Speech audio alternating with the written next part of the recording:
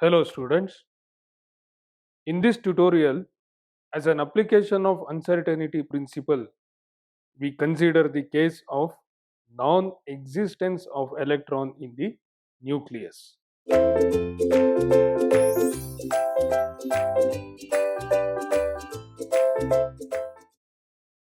This is related to the beta ray emission that we study in basic nuclear physics.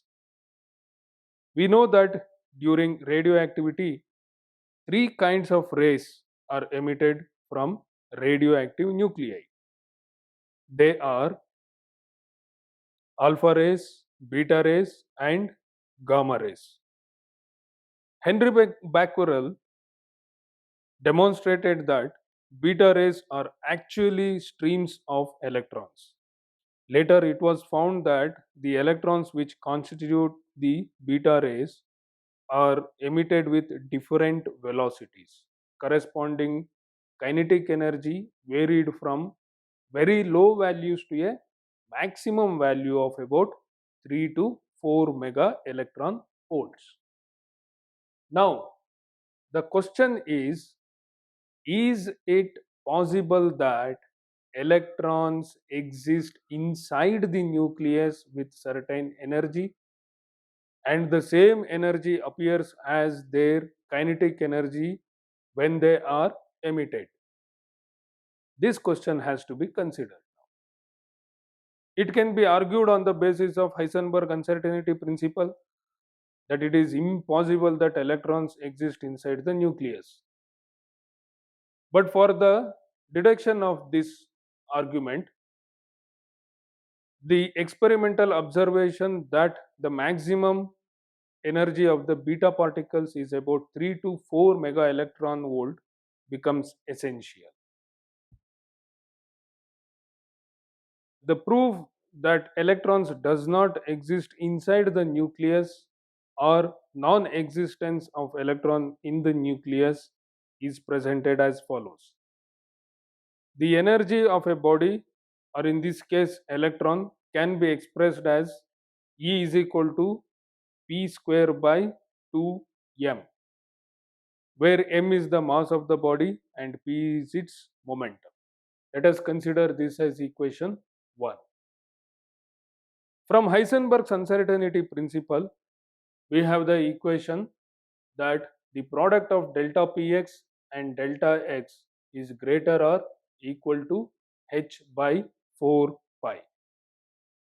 This equation can also be written as, after taking delta x to the right hand side, then it will be delta px is greater or equal to h by 4 pi delta x. Let us consider this as equation number 2.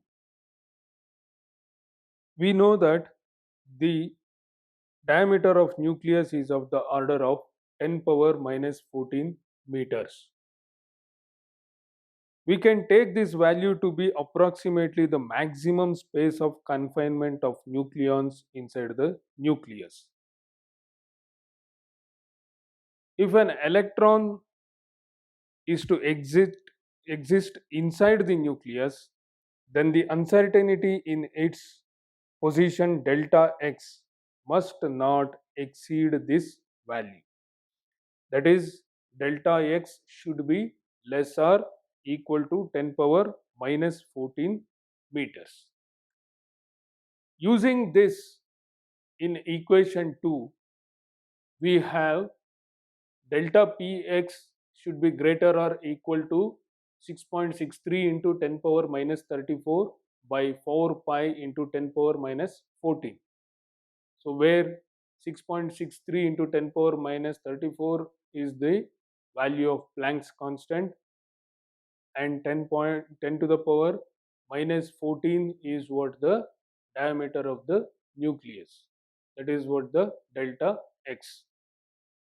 So doing all the simplifications, necessary simplifications, we can get delta px as greater or equal to 0.5 into 10 power minus 20 Newton second. We can also express momentum in the form in the unit of Newton second. Let us consider this as equation number 3. The mass of electron is equal to 9.11 into 10 power minus 31 kg. We know that one.